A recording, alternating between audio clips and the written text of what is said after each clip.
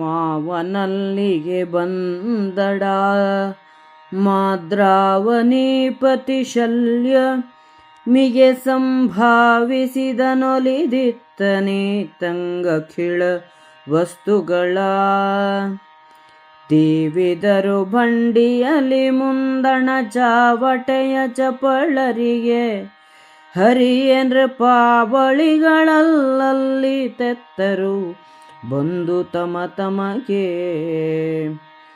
ತಳಿತು ಬಿಟ್ಟುದು ಸೇನೆ ಪಡುವಣ ಜಲಧಿಯ ಕರಾವಳಿಗಳಲ್ಲಿ ಕೇವಳಿಸಿದರು ಕೊಲ್ಲಣಿಗೆಯಲಿ ಕೊಂಡರು ಸುವಸ್ತುಗಳ ಕಳಿವರಿದು ಹಿಮಗಿರಿಯ ಮೂಲೆಗೆ ನಿಲುಕಿ ಸಕಲಂಲೇಚ್ಛ ಭೂಪಾವಳಿಯ ಭಂಗಿಸಿ ಹೇರಿಸಿದ ನೊಂಟೆಗಳ ಲಾಧನವಾ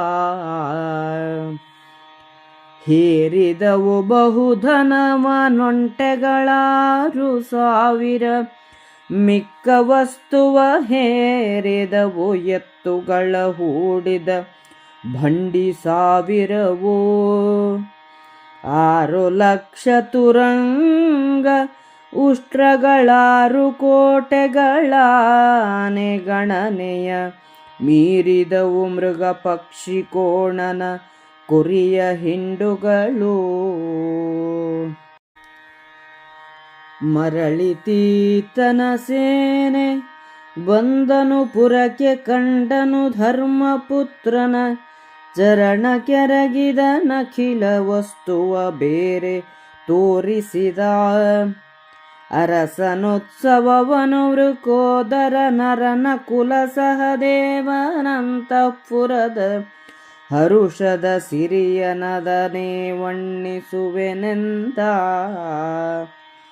ಕಳವು ಹುಸಿಹಾದರ ವಿರೋಧ ಸ್ಖಲಿತವಾರಡಿ ಬಂದಿ ದಳದುಳ ಬೆಳಗುವತೆಯ ನ್ಯಾಯ ಪರಿಭವ ಠಕ್ಕುಡೆಳ್ಳಾಸ ಹಳಿವು ವಂಚನೆ ಜಾತಿ ಸಂಕರ ಕೊಲೆಯುಡಾವರ ವಿಕೃತಿ ಮಾಯಾವಳಿಗಳಡದಗಿದವೀ ಯುಧಿಷ್ಠಿರ ನೃಪನ ರಾಜ್ಯದಲ್ಲಿ.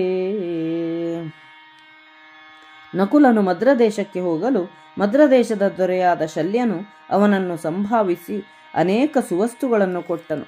ಅವನ್ನು ಬಂಡಿಗಳಲ್ಲಿ ಹೇರಿಸಿ ಮುಂದಕ್ಕೆ ಹೋಗಿ ಉದ್ಧಟರಾದ ರಾಜರನ್ನು ಮುತ್ತಲು ಅವರೇ ಬಂದು ಉತ್ತಮ ವಸ್ತುಗಳನ್ನು ಕೊಟ್ಟರು. ಪಶ್ಚಿಮ ಸಮುದ್ರದ ತೀರದಲ್ಲಿ ಮುಂದುವರಿದು ಆಯಾಸವಿಲ್ಲದೆ ಅನೇಕ ಸುವಸ್ತುಗಳನ್ನು ವಶಪಡಿಸಿಕೊಂಡರು. ಹಿಮಗಿರಿಯ ಮೂಲೆಗೆ ಹೋಗಿ ಮ್ಲೇಚ್ಛ ರಾಜರನ್ನು ಗೆದ್ದು ಒಂಟೆಗಳ ಮೇಲೆ ಹಣವನ್ನು ಹೇರಿಸಿದರು. 6,000 ಒಂಟೆಗಳು 1,000 ಎತ್ತಿನ ಬಂಡಿಗಳ ಮೇಲೆ ಧನವನ್ನು ಹೇರಿಸಿದನು. 6 ಲಕ್ಷ ಕುದುರೆಗಳು, ಒಂಟೆಗಳು ಅಥವಾ ಉಷ್ಟ್ರಪಕ್ಷಿಗಳು, 6 ಕೋಟಿ ಆನೆಗಳು ವಶವಾದವು. ಮೃಗ ಪಕ್ಷಿ ಕೋಣ ಕುರಿಗಳ ಹಿಂಡುಗಳಿಗೆ ಲೆಕ್ಕವಿಲ್ಲ. ನಕುಲ ಸೈನ್ಯವು ಇಂದ್ರಪ್ರಸ್ಥಪುರಕ್ಕೆ ಬಂದಿತು. ನಕುಲನು ಅಣ್ಣನನ್ನು ಕಂಡು ತಾನು ತಂದ ವಸ್ತುಗಳನ್ನು ತೋರಿಸಿದನು. ಧರ್ಮರಾಯ, ಭೀಮ, ಅರ್ಜುನ, ನಕುಲ ಸಹದೇವರ ಅಂತಃಪುರದ ಹರ್ಷಲಕ್ಷ್ಮಿಯನ್ನು ಏನೆಂದು ವರ್ಣಿಸಲಿ?